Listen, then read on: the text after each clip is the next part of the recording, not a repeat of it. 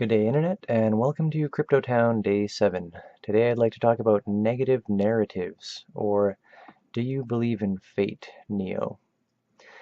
To give us a bit of context here, I'd like to talk about our culture over the last 15 years, kind of beginning with the whole 9/11 thing, snowballing into a whole bunch of terrorism, fear, propaganda, police state type stuff, coming into the crash of 2008.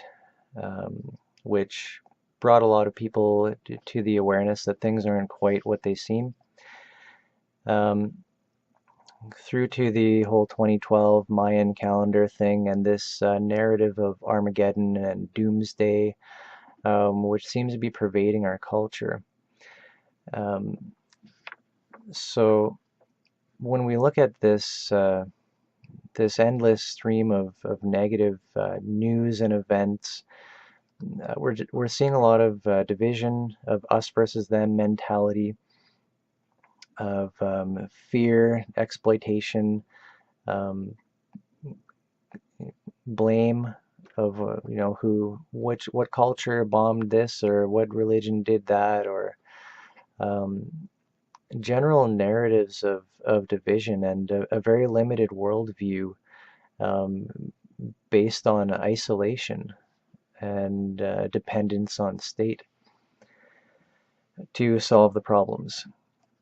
So we're seeing this in a lot of um, our TV shows, our movies, um, cases where the something bad happens and there's simply fear, destruction, deception, exploitation, scarcity, people starving, or what have you.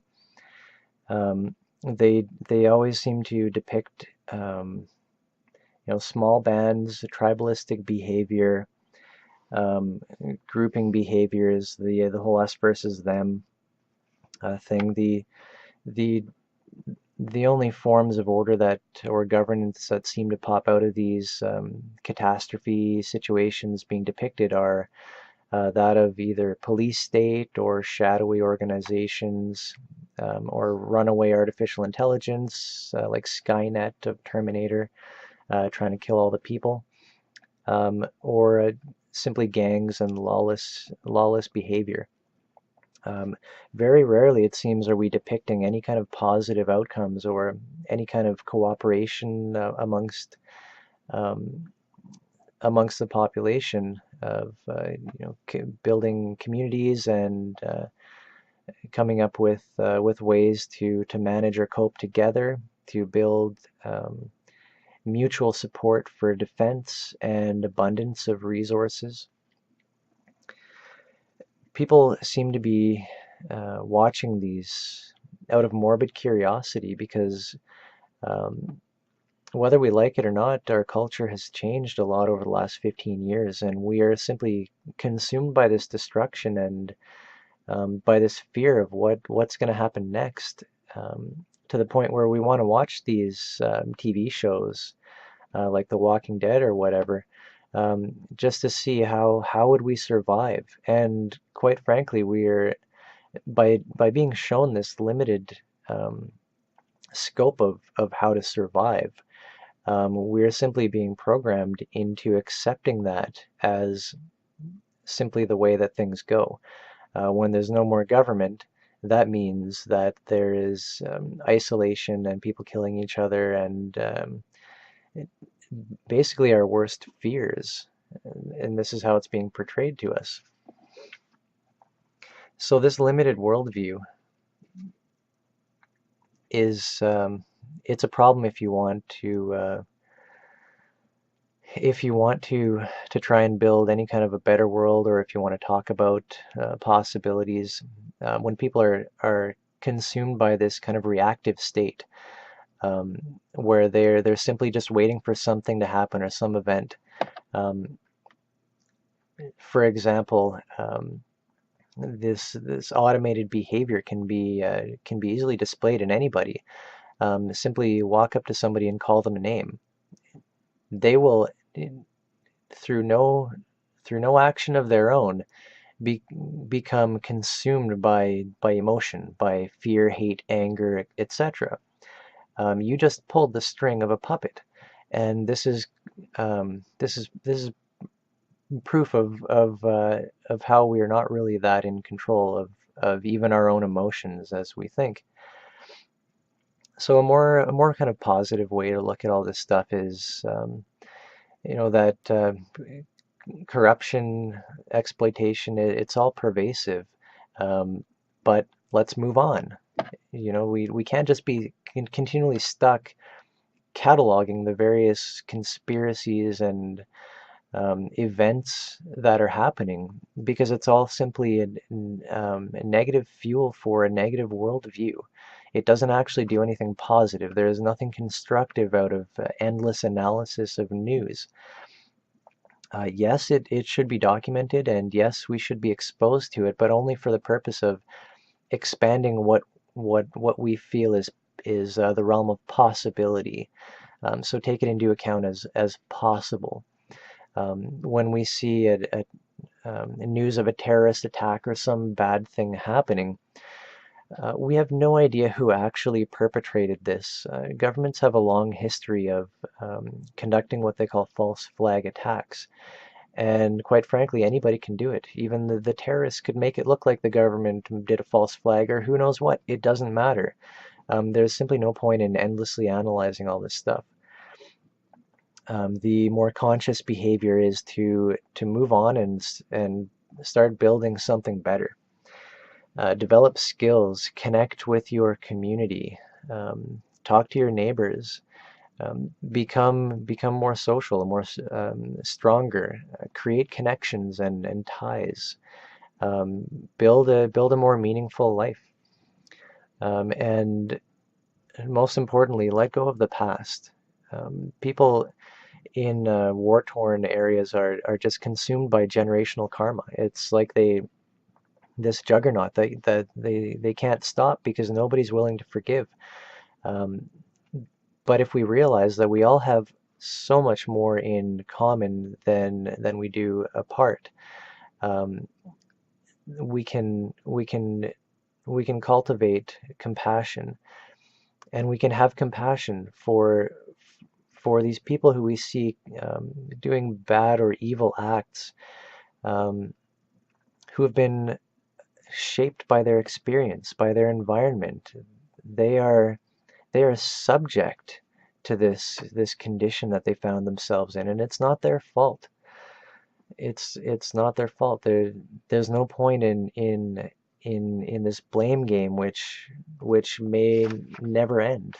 It's as bad as following the news forever. There's no productive outcome there.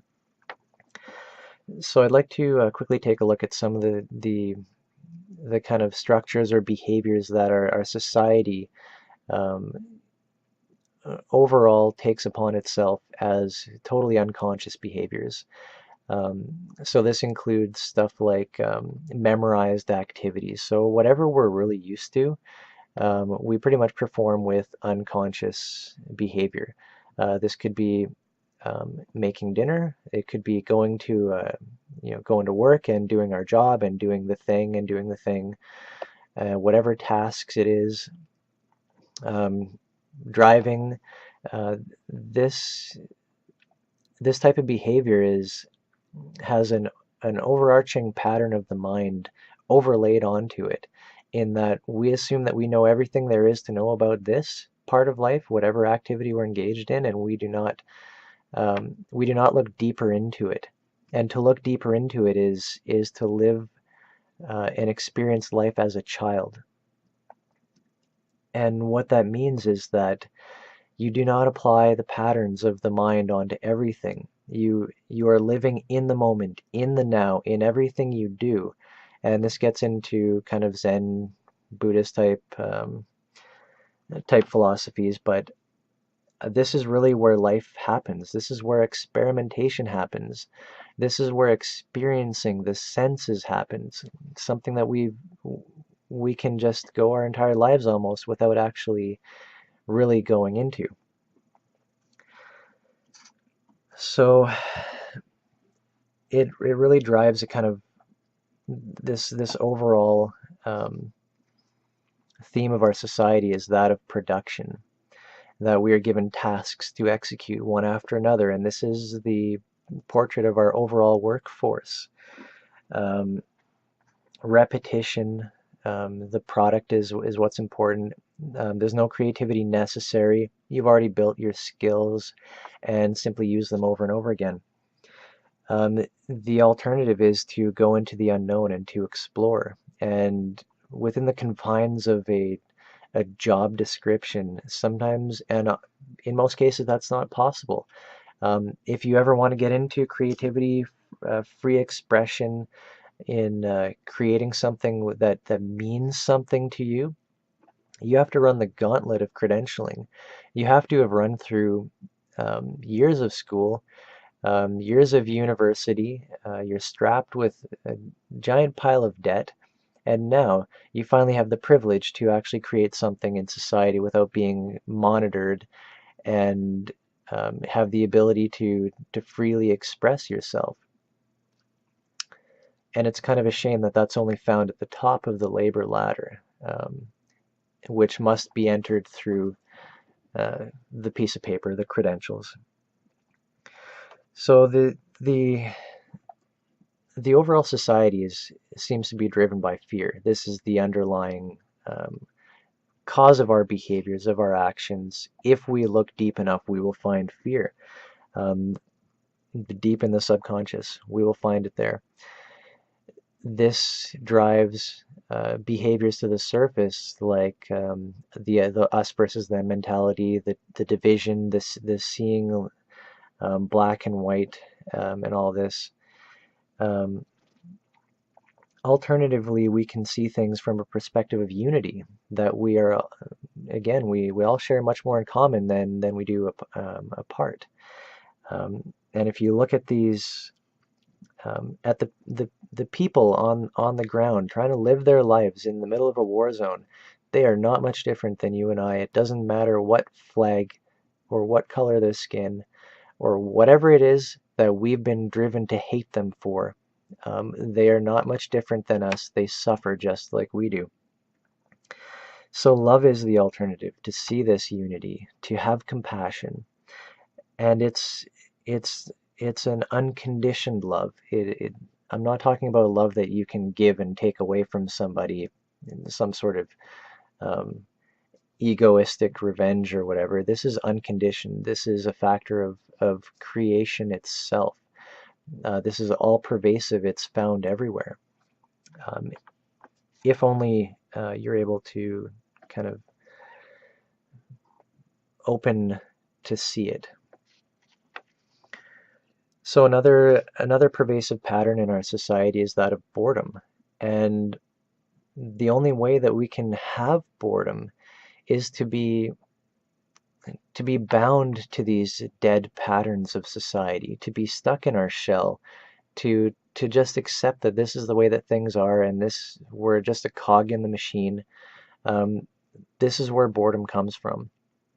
And to escape that is to experience wonder and to experience the unknown, that at any moment anything could happen, or you could look deeply into anything and just see how utterly unique it is, and how nothing is ever the same. It's always new, but it's a frame of mind that has to be entered to see that.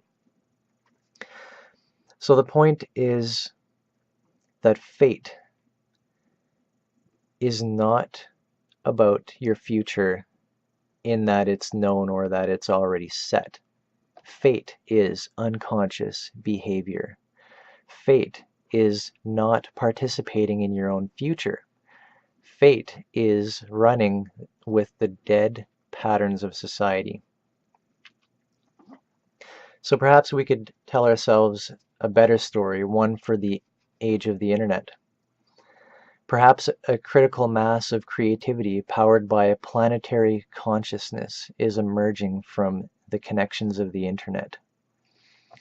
Once isolated by industrialization, our life force now converges, bringing together movements of consciousness. Disown broadcast media, reconnect with one another, drop the news, and create the future. That's what CryptoTown is all about. Thanks for listening and have a